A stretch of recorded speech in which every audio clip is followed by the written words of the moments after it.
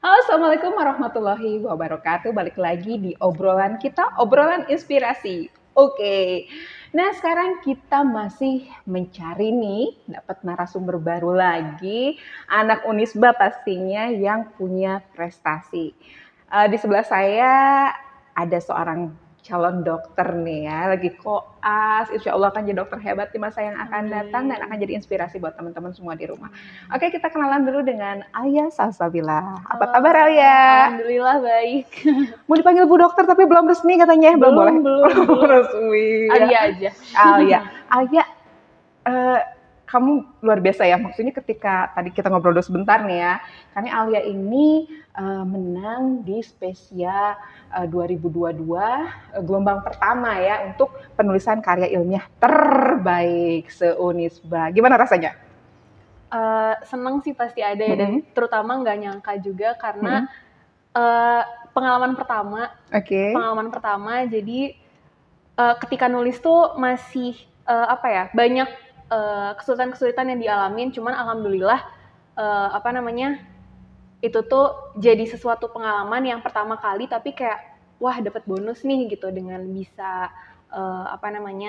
dengan bisa mendapatkan menjadi juara yang pertama ini kayak gitu. Gak nyangka, kenapa? Karena ini yang pertama kali Iya, dan ternyata juara dan padahal insecure ya? Insecure sebenarnya, insecure banget dan nggak mengharapkan apa-apa. Jadi bener-bener niatnya ya udah kerjain aja karya Jalanin tulisnya, aja gitu ya? jalanin aja dulu, nggak mengharapkan bakal menang atau apapun, tiba-tiba menang kayak. Apalagi kalau dijalanin serius, benar nggak?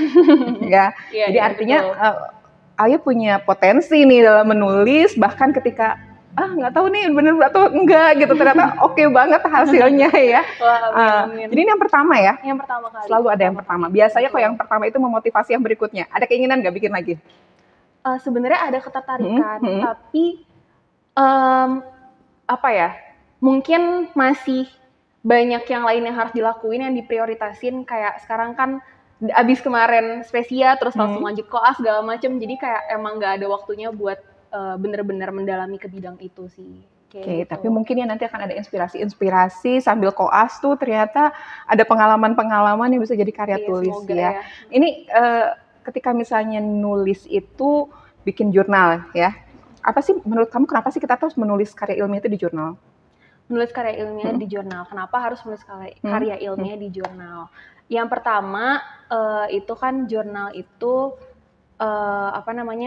lebih ke sesuatu yang pasti kalau misalkan udah mahasiswa gitu ya, pasti kita itu akan sering nyari jurnal gitu. Itu akan menjadi referensi, akan banyak menjadi referensi. Dan ketika kita udah menulis suatu jurnal, berarti harapannya kan kita bisa ikut berpartisipasi dalam bidang keilmuan itu gitu, topik yang kita berikan itu. Jadi semoga bisa memberikan referensi baru buat orang-orang, dan juga ketika ngelihat, pasti kan yang namanya jurnal, apapun itu, karya tulis, pasti kan tidak 100% sempurna ya, pasti ada kekurangannya. Jadi dari situ juga orang-orang jadi bisa ngelihat, ini yang mana nih harus dievaluasi, sehingga jadi bisa lebih dikembangin lagi gitu. Jadi supaya lebih berkembang juga di bidang ilmu. Topik apa yang kemarin kamu angkat di jurnal kemarin? Waktu itu aku ambil judulnya hubungan derajat merokok dengan gejala gangguan sistem pernapasan pada pegawai Unisba.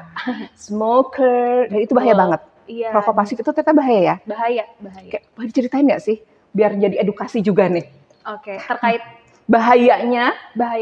Oke. Dari hasil riset kamu dan kamu tuliskan di jurnal itu?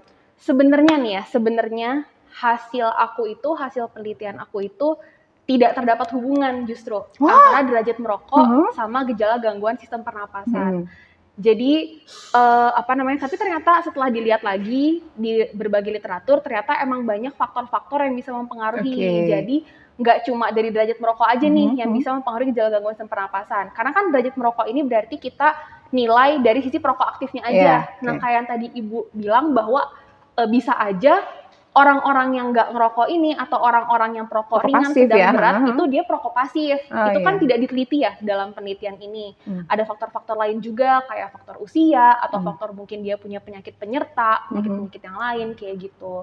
Tapi tetap walaupun tidak berhubungan, udah jelas di berbagai literatur kalau rokok itu emang berbahaya gitu. Ya? Terutama buat sistem pernapasan kayak gitu. Mungkin nggak berasa kali ya kalau buat perokoknya ya, tapi untuk yang orang pasif itu lebih langsung mungkin kena keisep ya? Keisep. Sebenarnya dua-duanya bahaya. Dua-duanya bahaya. Cuman kan kalau yang pasif kan kasihan ya, dia ngerokok enggak, tapi kena dampaknya iya. Gitu. Oke, ini kalau misalnya secara penulisan ilmiah pertama ya. Tapi kalau misalnya menulis yang lain pernah nggak? Bikin tulisan-tulisan lain? Yang lain jujur enggak. Jujur enggak. Jadi ini bener-bener pengalaman yang pertama. Paling lebih ke kayak waktu pas nulis skripsi, kayak gitu aja sih. Ketika kamu menang dan menulis ini, apa sih yang memotivasi, apa yang membuat kamu merasa akhirnya, wah ternyata gue bisa bikin gitu? Yang bikin jadi makin semangat lagi nih. Makin semangat lagi. Yang pertama karena menang. Karena itu bener-bener nggak disangka-sangka banget, bener-bener sampai waktu pas dikasih tahu kalau menang tuh kayak, hah nggak salah nih, masa iya gitu kan, karena itu tadi yang pertama itu pengalaman pertama, terus udah gitu belum ada pengalaman sama sekali dan kayak niatnya bener-bener ya udah pokoknya yang penting lulus gitu, yang penting ini pokoknya lakuin aja yang terbaik dan kayak ya udah yang penting selesai kayak gitu. Jadi intinya we never know our capability before we try it. Betul banget. Ternyata Alia ini punya kemampuan menulis ya. Sekali coba langsung ya. Kebayang nggak kalau dilatih terus ya. Jadi buat teman-teman mahasiswa di sana yang memang belum tahu nih saya punya bakat apa, ternyata try it ya. Iya betul. Cobain dulu aja, jalanin aja dulu ya. Jalanin dan kayak kerjain aja gitu sebisa mungkin, semaksimal mungkin, lakuin yang terbaik aja pokoknya. Nah, kan ini yang karya pertama, pasti nemuin kesulitan dong? Pasti. Kesulitan apa sih yang kamu rasakan? Kesulitan yang pertama itu jelas karena ini pertama, jadi semuanya dari nol. Harus cari cara buat nulisnya sendiri, gimana caranya nulis, gimana caranya bikin latar belakang. Dari mulai nyari topik aja, nyari topiknya harus apa, terus nyari judulnya harus apa, itu jadi suatu tantangan tersendiri juga buat nentuin itu semua. Terus tata letaknya, terus kayak nulis latar belakang itu kan paragraf 1 sama paragraf kedua itu harus ada korelasinya. Nah itu gimana cara mengkorelasikannya, itu tuh juga jadi suatu tantangan juga sih waktu itu. Apalagi namanya jurnal itu harus cek and recheck lagi jurnal-jurnal lain sebagai referensi ya. Betul, gimana caranya bisa dari baca berbagai referensi A, B, C, terus udah gitu disatuin jadi suatu tulisan, di parafrasenya kayak gimana, itu juga jadi suatu tantangan sih. Ditambah lagi baru pertama kali udah sampai sejauh itu ya. Artinya kamu benar-benar mencari tahu cara menulis jurnal itu seperti apa. Karena kalau saya sendiri ngelihat banyak mahasiswa yang akhirnya cuman kopas aja dari skripsinya, pindahin doang gitu ya. Nah, tapi kamu benar-benar berarti wajar aja kalau misalnya Alia ini menang karena dia betul-betul mencari tahu apa yang harus dilakukan ketika menulis jurnal gitu ya. Ini luar biasa untuk penulis pertama ya, pertama kali maksudnya penulisan pertama kali. Jadi memang itu ya kesulitannya karya kamu ketika misalnya digabungkan dengan cara penulisan jurnal itu ya, cari referensi dan sebagainya. Pembimbing sendiri gimana tuh dukungannya? Gede banget sih. Jujur pembimbing ada 2 kan ya, pembimbing 1 sama pembimbing 2, dua-duanya suportif banget dan jadi aku tuh orangnya lumayan bawel nanya gitu. Jadi kalau misalkan ada sesuatu yang aku bingung, udah coba nyari tapi masih belum puas sama hasilnya, aku bakal cari orang yang bisa ditanya. Dan pembimbing aku alhamdulillah dua-duanya sabar ditanya-tanya kayak gitu. Jadi kalau misalkan ada yang bingung-bingung kayak tadi caranya gimana itu kebanyakan dapat dari pembimbing aku dua-duanya. Masya Allah, luar biasa ya. Jadi memang panduan itu ya, panduan hidup. Selain mencari tahu, kita juga cari referensi dari orang yang sudah terbiasa menulis ya. Alia, kalau kamu sendiri kan skripsinya berarti terkait sama ya, tadi terkait dengan hubungan yang perokok itu ya. Kenapa sih tertarik untuk meneliti itu? Yang pertama dari rokoknya itu sendiri. Di lingkungan kita pasti selalu ada orang yang ngerokok. Pasti orang yang kita kenal itu ada yang ngerokok. Indonesia sendiri itu merupakan negara yang ketiga terbanyak ternyata perokoknya di dunia. Jadi emang isu tentang rokok ini tuh gede banget. Dan itu kayaknya emang gak akan pernah habis. Di Indonesia, di Jawa Barat itu provinsi yang paling tinggi loh perokoknya. Jumlah perokoknya paling banyak tuh di Jawa Barat, di antara seluruh provinsi yang lain. Jadi dari situ kayak, kayaknya menarik nih ngebahas topik tentang rokok. Karena kayaknya relate aja gitu sama semua orang. Pasti kalaupun nggak ngerokok, tapi pasti ada nih orang yang dikenal yang ngerokok. Jadi kayaknya oke juga nih kalau bahas tentang rokok. kenapa ngebahas tentang gangguan pernapasan? Karena dari rokok itu sendiri kayaknya udah jadi rahasia umum juga kalau yang namanya rokok pasti dampak pertamanya bakal ke sistem pernapasan kayak gitu. Terus karena waktu itu juga kan lagi pandemi ya pas ngelakuin penelitiannya itu.